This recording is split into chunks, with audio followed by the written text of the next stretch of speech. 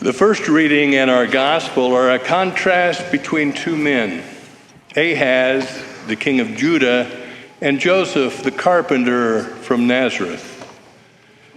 They're similar only because they are descendants of David, and in these circumstances, they are both faced with difficult decisions. Ahaz is worried that his kingdom will be invaded and overran. He ignores the voice of God through the prophet Isaiah, for he has made an unholy alliance with the kingdom of Assyria. Despite being promised a great sign from God, he refuses to trust God and does not change his course. 700 years later, Joseph of Nazareth has his own problems. There's this beautiful painting by a French artist named James Tissot. It's entitled The Anxiety of St. Joseph.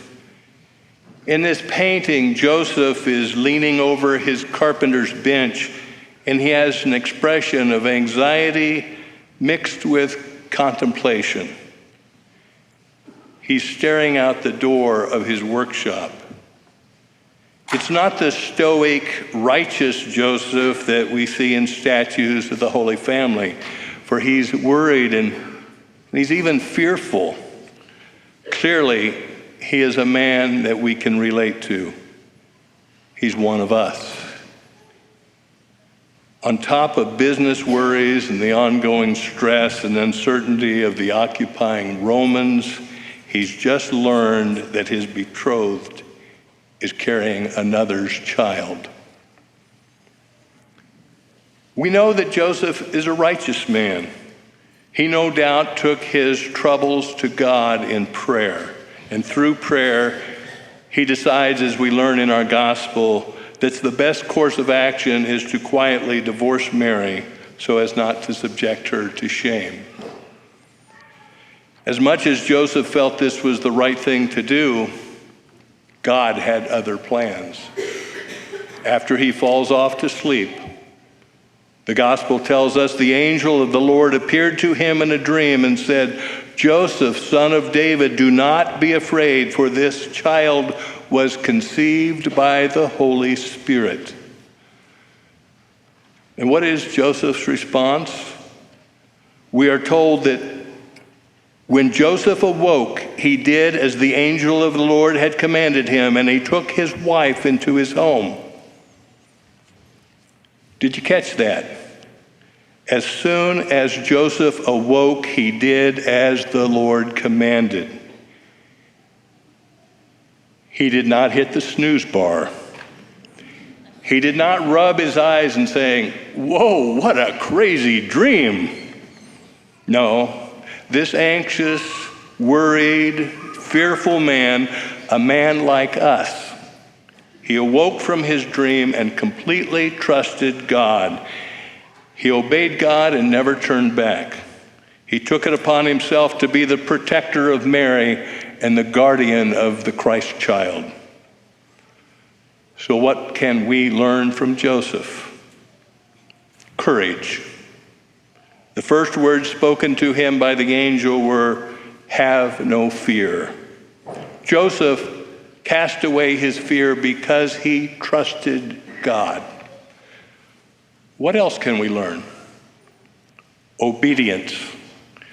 Joseph did not hesitate to follow God's will. Taking Mary home meant that the purpose and direction of his life would never be the same. So what made Joseph so courageous and obedient?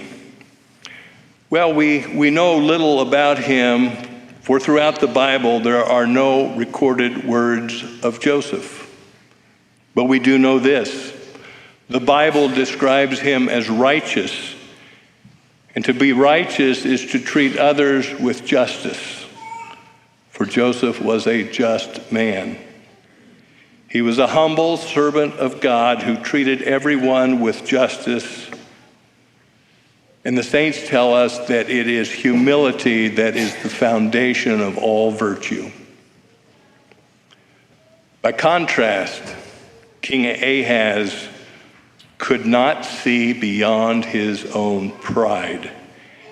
He was unable to trust God.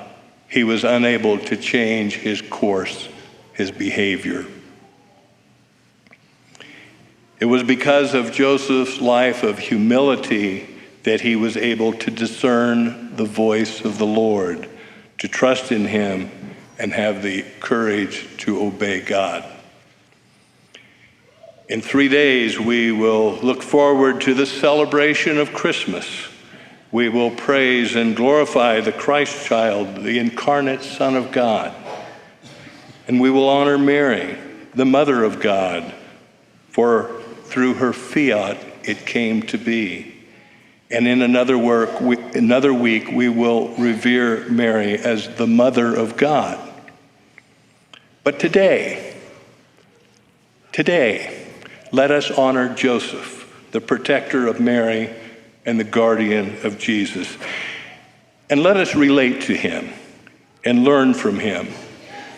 Instead of relying on our own schemes in order to get through life like Ahaz, when troubles and anxieties arise, and they will,